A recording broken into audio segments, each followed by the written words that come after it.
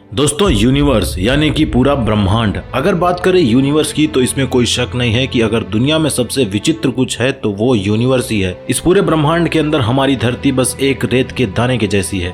असली खुफिया से खुफिया चीजें तो आपको अंतरिक्ष में ही देखने को मिलेंगी। हर दिन एस्ट्रोनॉट्स लोगों को नई नई चीजों के बारे में पता चलता रहता है। कभी नया प्लैनेट दिखता है तो कभी नया स्टार दिखता है, कभी कोई आग से भरा प्लैनेट दिख जाता है तो कभी गोल्ड और डायमंड से भरा हुआ प्लैनेट। आज कुछ ऐसे स्ट्रेंज ऑब्जेक्ट्स के बारे में बात करेंगे जिनको यूनिवर्स में पहली बार देखा गया है, और मे भी आप भी शायद इनके बारे में पहली बार ही सुनोगे। So without further ado, here are the 8 strangest object in the universe. दोस्तों सबसे पहला स्ट्रेंज ऑब्जेक्ट है जो मोस्टली देखा और सुना जाता है, एंड वो है मिस्टीरियस रेडियो सिग्नल्स। दोस्तों 2007 से लेकर आज तक लगातार कई बार रेडियो सिग्नल्स को डिटेक्ट किया गया है। जो आप बिजलियां चमकते हुए देख रहे हो, इनको फास्ट रेडियो बस्ट कहा जाता है। एंड ये सिग्नल कोई नजदीक जगह से नहीं आ रहे हैं, बल्कि इनको बिलियंस ऑफ लाइट ईयर्स की दूरी पर डिटेक्ट किया गया है। इन रेडियो सिग्नल्स के पीछे मिस्ट्री क्या है, इसको जानने के लिए साइंटिस्ट लोग हमेशा लगे पड़े रहते हैं। सोचो क्या गजब की चीज होगी ना अगर ये पता चले कि ये सिग्नल्स किसी एलियन प्लैनेट से हैं, जहां पर लाइफ शायद एग्जिस्ट करती हो। दोस्तों सेकंड स्ट्रेंज ऑब्जेक्ट है न्यूक्लियर पास्ता। अगर आप इसको रेगुलर पास्ता की तरह समझ रहे हो तो ऐसा बिल्कुल नहीं है। It's not like our regular pasta. Actually nuclear pasta universe में ऐसे सब्सटेंस हैं जो सबसे पावरफुल और सबसे स्ट्रांग होते हैं। ये सब्सटेंस डेड स्टार्स के लेफ्टओवर से बनते हैं, यानी कि जो स्टार डेड हो जाते हैं उन्हीं के पार्टिकल्स सूख के इतने पावरफुल और हार्ड बन जाते हैं और बिल्कुल एक पास्ता लाइक शेप बना लेते हैं,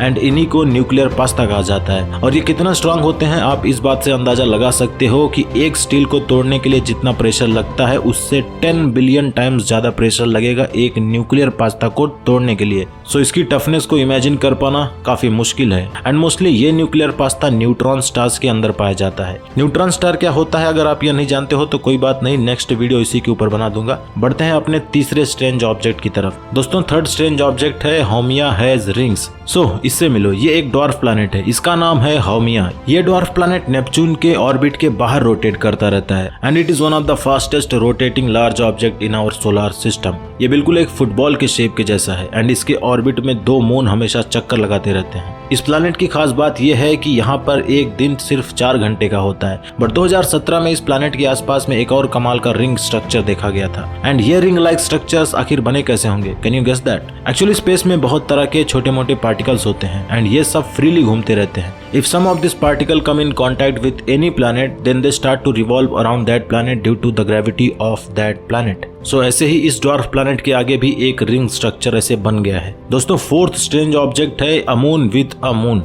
दोस्तों एक मून से बेहतर क्या हो सकता है? ये खूबसूरत सी चमकीली रात में बल्ब की तरह जलता हुआ चांद दिखने में कितना कमाल का सीन लगता है ना। बट दोस्तों क्या हो कि आपको एक मून के साथ और भी कई सारे मून देखने को मिले, सीन क्या गजब का क्रिएट होगा ना। नॉर्मली ये मून्स किसी प्लैनेट का चक्कर लगाते रहते हैं, बट क्या हो जब एक मून ही दूसरे मून का चक्कर लगाता हो, just like a girl loves a girl and a boy loves a boy. ये पॉसिबिलिटी स्पेस में भी हो सकती है। ऐसा बिल्कुल भी जरूरी नहीं है कि ये मून सिर्फ प्लैनेट का ही चक्कर लगाने के लिए बने हैं। साइंटिस्ट लोगों का कहना है कि स्पेस में ऐसी जगह हो सकती है जहां एक मून दूसरे मून का चक्कर लगाते हैं। ऐसे विचित्र कंसेप्ट को मून मून कहा जाता है। सो ये सब चीजें साइंटिस्ट लोग खुद इमेजिन करते हैं, पर आपको बता दूं कि ये एक थियोरेटिकल कंसेप्ट है। इट मे एग्जिस्ट और इट मे नॉट एग्जिस्ट। दोस्तों फिफ्थ स्ट्रेंज ऑब्जेक्ट है मोस्ट विजायर स्टार। चलो इससे मिलते हैं। ये एक स्टार है, इसका नाम है KIC 846285। इस स्टार को एक निक नेम से भी बुलाते हैं, इसका निक नेम है टेबी स्टार। जैसा हमारा सन एक स्टार है वैसे ही ये भी एक स्टार है, but it's totally different from our सन।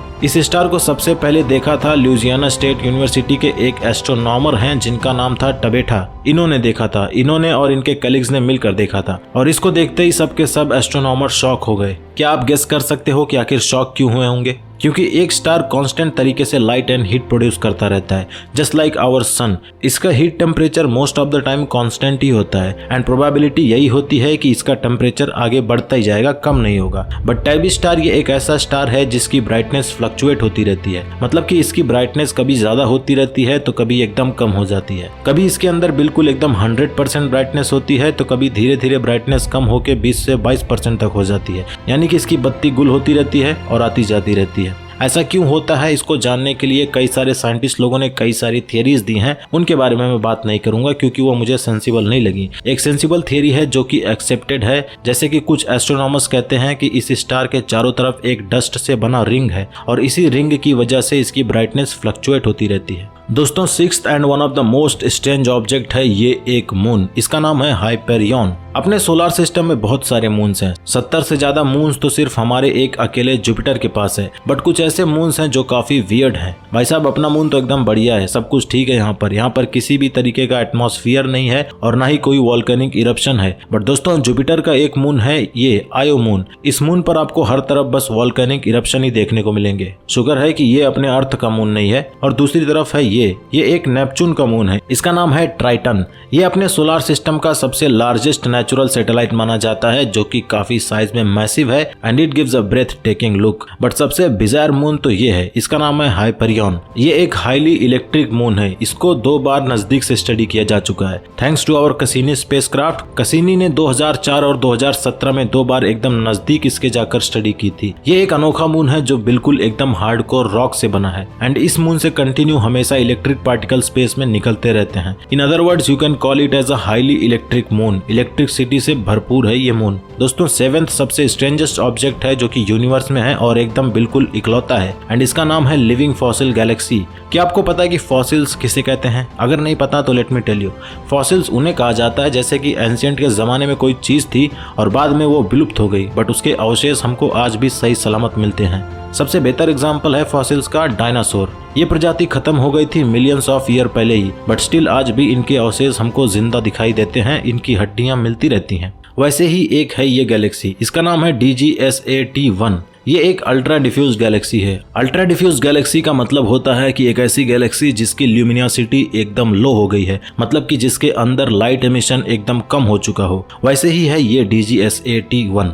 ये गैलेक्सी बिल्कुल अपनी मिल्की वे गैलेक्सी की तरह है, बट इसके अंदर की जो स्टार्स हैं वो काफी छोटे हैं और इसमें जो भी स्टार्स हैं वो बहुत ही कम लाइट प्रोड्यूस करते हैं, जिसकी वजह से ये गैलेक्सी नियरली इनविजिबल है।